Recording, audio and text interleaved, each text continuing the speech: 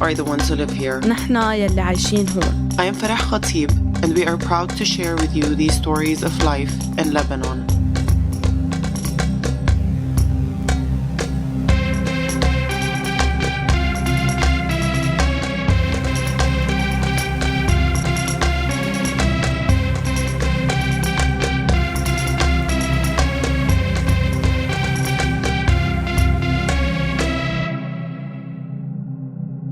This episode contains frank conversations about war and its aftermath.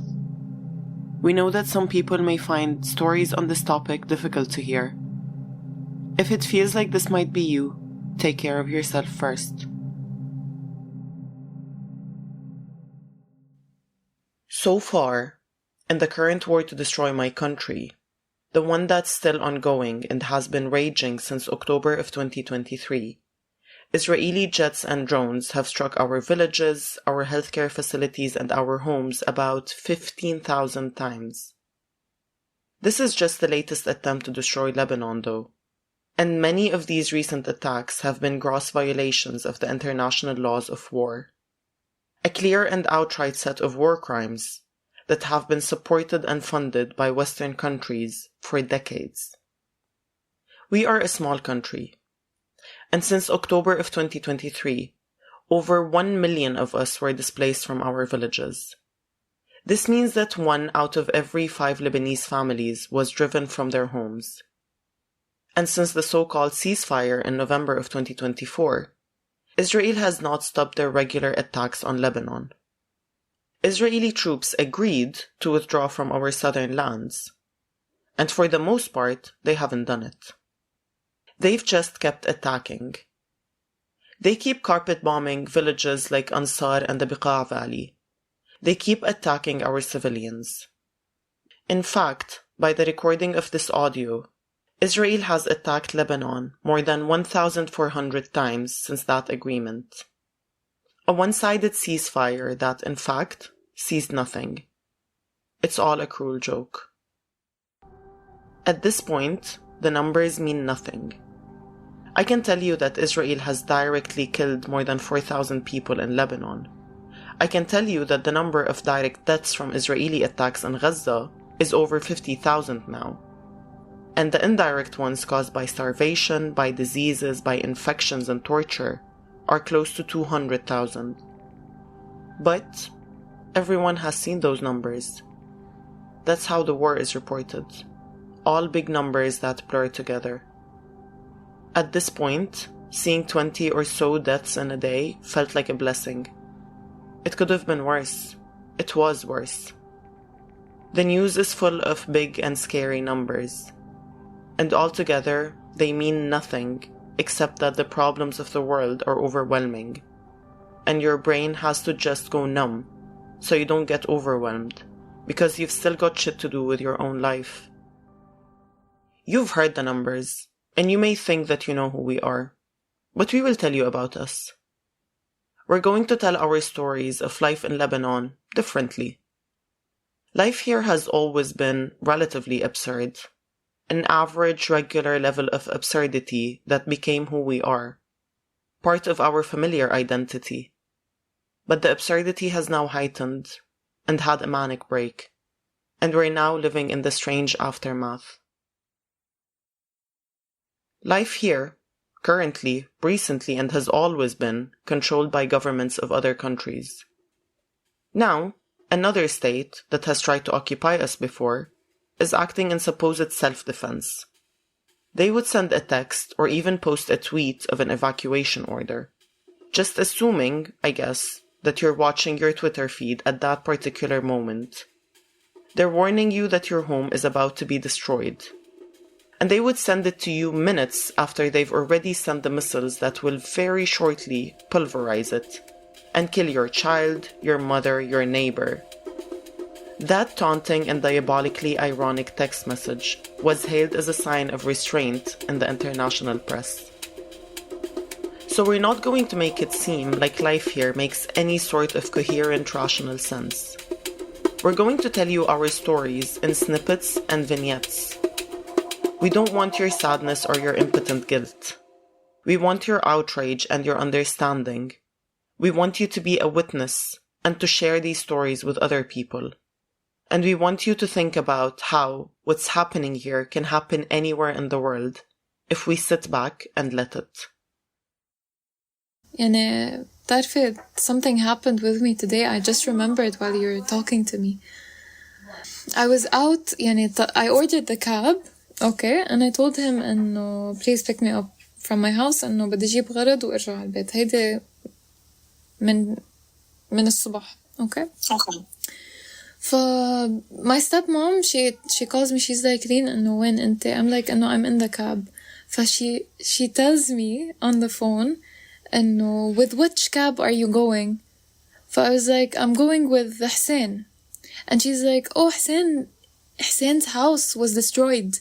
Like, don't go with Hussein. Like, call a different cab company. I was like, إنه هلا بشوف شو بعمل. Like, no, I'll see what I'm gonna do because I really, I panicked. I didn't know what to do, you know? I hung up the phone and then I looked at Hussein. I looked at him after I heard what she said, and his face was like, his eyes was red, his face was so tired and sleepless, and I told him, Alhamdulillah على السلامة.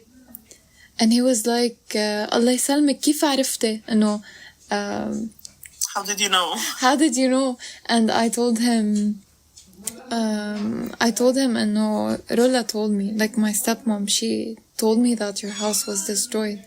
He's like, it's not destroyed. It's not there. It's not there. I was like, how did this happen? Were you targeted as part of some kind of party or something? He's like, I'm asking myself the same question.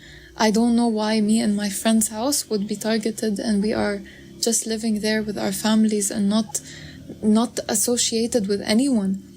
And they're individual houses, like they're not family house. No. Bella, it's a building and they're apartments, okay? So it's him on the fourth floor and his neighbor on the third. Both of them gone. But the building is still intact, but it's just their houses. So when I heard it's just their houses, something internal, it's I had this dilemma of me wanting to be extremely empathetic. At the same time, I feared for my life because because you're like, no, what if I'm being targeted in this car? What if I'm being heard? What if I'm being, you see what I mean? But then I tried to forget that for a minute and I was like, I'm really, really sorry for your house. And then he started crying and he held his phone. Wallahi, I was going, وحياة الله, يعني دمع قلبي من الوجع قد ما he was, ما عنده شي يحكي عم بقلل. All he's saying is Alhamdulillah. I'm like, he showed me his house. It's horrible. It's so horrible. He was showing me a video during midday. He went there. It's all ruins. He told me nothing stayed from my house except a wooden name of my son, Hassan. That's it. No furniture, no walls, no floor, nothing. There's nothing. He told me I just moved in with my family to this house a week ago and they bought it. And he's been struggling so hard for years to buy a house for his family. So just imagine the situation. Wallah, I told him عن جد إنه I have no words to say except إنه الحمد لله على السلامة والله يعوضك عن جد غير هيك ما بعرف بس when I hear such a story and in the most unexpected time, I think إنه this happened right next to my house. Like this happened 2 minutes away from me. 2 minutes away from my house. And I'm like, it can be anyone. If this person wasn't associated with any party and he was targeted because it was a mistake, that's what he said. He said, no, there are these files that are coming in of people's names that are they're mistakes. I was like, and what if our name was a mistake and suddenly this happens? You know what I mean? So it's very disturbing to think about, to think about people's lives being lost because of a mistaking someone's name for someone else, for example. Imagine, and this person has been trying to make an income for years, and now look, and it's all gone in one split second. That's Lyne Jradi, the associate producer of this podcast. I spoke with her in November of last year. That week, I also spoke with Rana Baghdadi, who's a member of our editorial team. How have you been? Really, had you asked me, I don't know, maybe a few days ago, I was doing better than these 2 days. Yesterday, I basically cried myself to sleep. Like, just thinking about all the loss, there's so much grief that I don't know where to go with it. Understand? And where do you go with all this grief? Rana lives in Dahi, the southern suburb of Beirut that has been one of the most frequently struck places by Israel, with many of these strikes using 2,000-ton bombs on this densely populated residential area. You hear about a lot of numbers. You hear of a lot of people who have died. People everywhere, like the bigger population, do not realize how much this loss hits very close to some of us. Yeah. My cousin who is staying with me, so far she has lost like 3 classmates from school, 2 teachers with whom she was very close. I have a best friend who has lost a brother. Oh my God. And every day we randomly said, هاي عنا من الضيعة, this old lady moved to Aramun, for shelter. Now she died there من ورا because of the random strike. That's... there's so much loss, there's so much grief, and there's so much rage on my part, and I am almost forced to subdue this rage and this grief to go about my daily life as if my daily life, to go about my day as if nothing is happening. I'm still expected to do my job fully. I'm expected to attend to my students, but no one attends to me. I'm not sure أصلاً what my work can offer me, and I'm not looking for sympathy, but it pisses you off to see that there are so many people who genuinely don't give a shit. But I've been getting all these messages of like, Professor, thank you so much, and you've been very great. Genuinely, you've been the most considerate. You've been the most sympathetic with our conditions, and in my head, I started to kind of ask myself, what in God's name are other professors doing at this moment with their students? So I went around and was asking my students about their major courses, their other courses, and I met with one student today, and he was telling me about how, and this is in his own words, he said, so a lot of professors were faking their understanding. So at first they said they would do so and so, but now they're back to all of this material. We're having to do 1 million assessments. No one is really kind of accommodating the current situation. And it just blew my mind because, I've had students who lost their homes. I had students who've lost family members. The sadness and fear that we've been living in have become so normalized that it becomes the average emotional state. So people don't take it into consideration. People don't have the emotional capacity to feel what they need to feel. So they repress their fear, their sadness, and their trauma. They say, it's fine, we're okay, live your life, do your thing. But we've never been okay.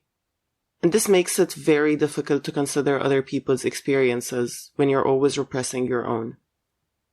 We're not going to repress it anymore. Lyne, do you want to tell the story again? Whew. I don't like this story. I don't like it. I can't even process it. At this moment, I can't even process it. لأنه I can't fathom the fact that I escaped death multiple times and a lot of people next to me couldn't. I just can't fathom that fact.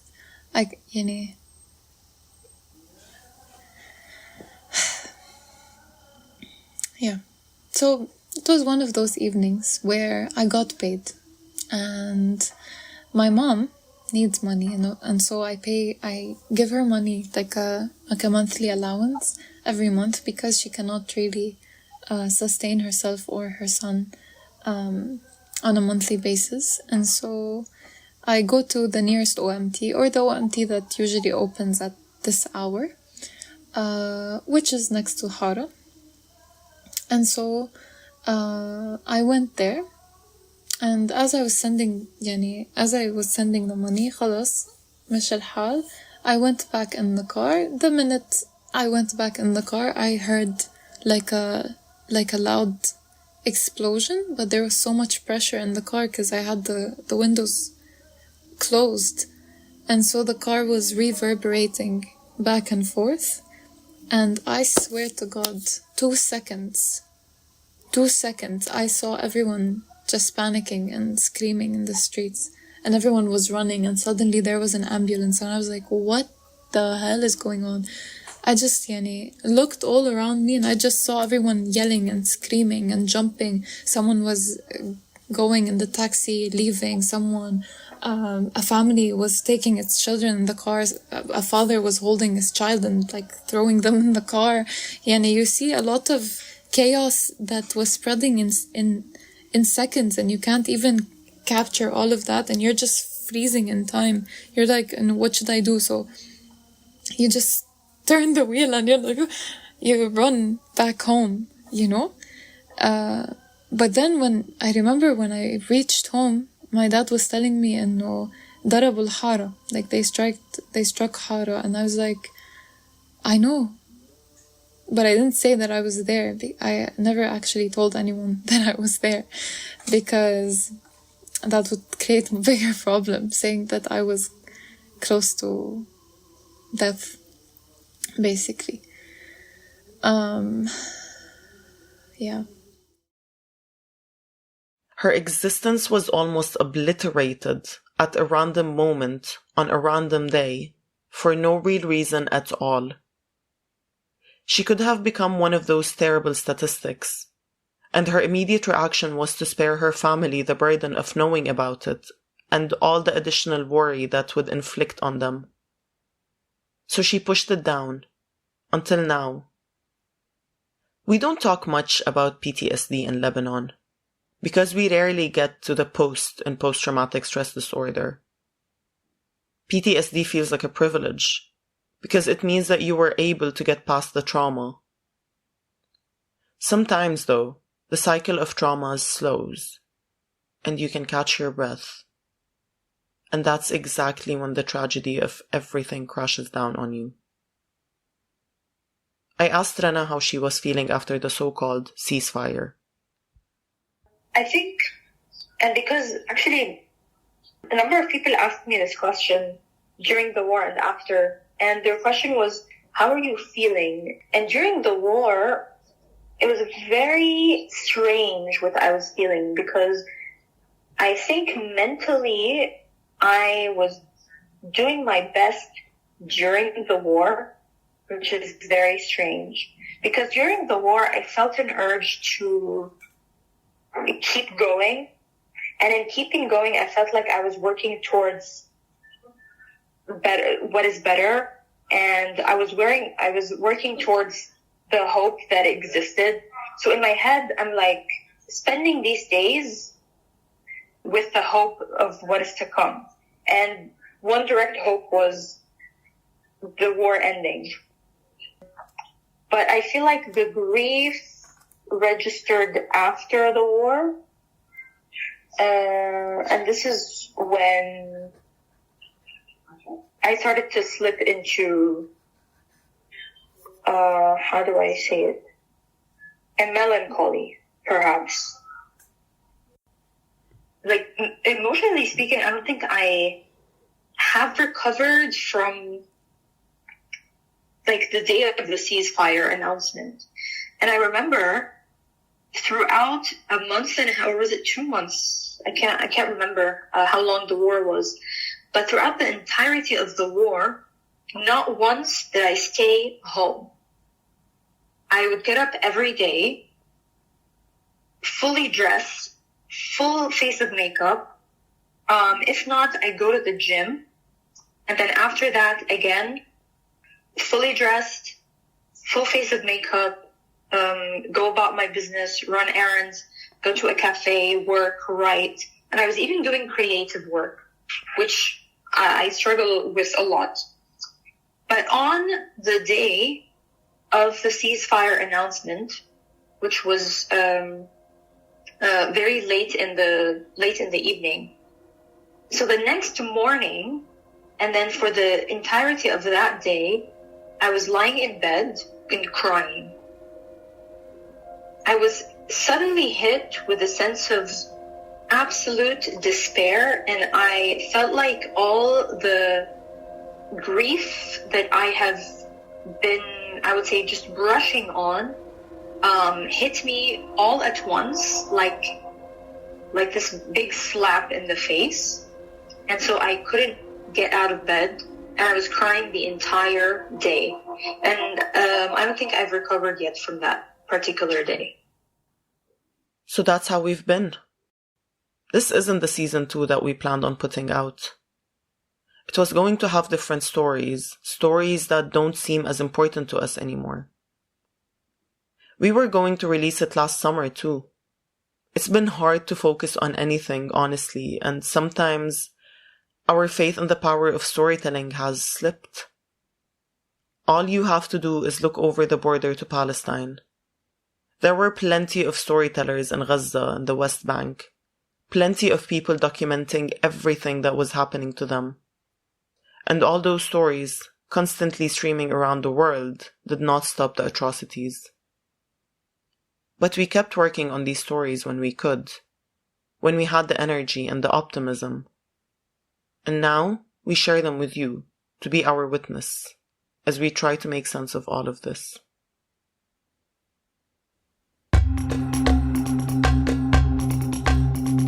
We Are the Ones Who Live Here was produced by Ben Murad and me, Farrah Khatib. Our associate producer is Lyne Jradi. Our editorial team includes Rita Mhanna, Rana Baghdadi, Ilyas Dimanshian, Maya Adra, Nasreen Azizi, Jennifer Nasrallah, and Leticia Harib. Our sound producer is Wilson Vediner. Our music was made by Rafi Ghali, aka Tsatsa. We want to thank our Season 2 hero, Aisha Ghazul, and our Season 2 sponsors, Stephanie Barr, Jay Schubert, and Michelle Murad for their exceptional support. We couldn't have done this without you. This podcast was also made possible with the support of the Center for American Studies and Research, KZAR, at the American University of Beirut. We want to hear your stories of life in Lebanon, or just what you think of the show. Reach out to us on Instagram at WeLebanonPod. You can also email us at WeLebanonPod@gmail.com. Thank you for listening.